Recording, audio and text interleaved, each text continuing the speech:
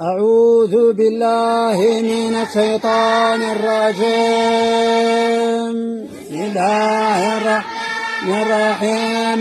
يسبح لله ما في السماوات وما في الأرض الملك القدوس العزيز الحكيم، والذي بعث في الأميين رسولا منهم يتلو عليهم آياته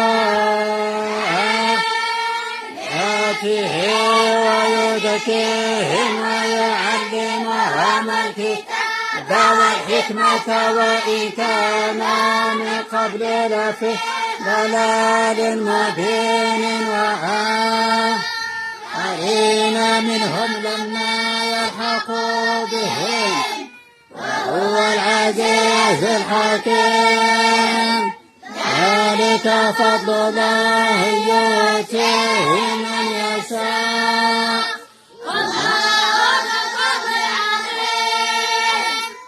مثل الذين حملوا التوراة ثم لم يحملوها كمثل الحمار يحمل أسفارا.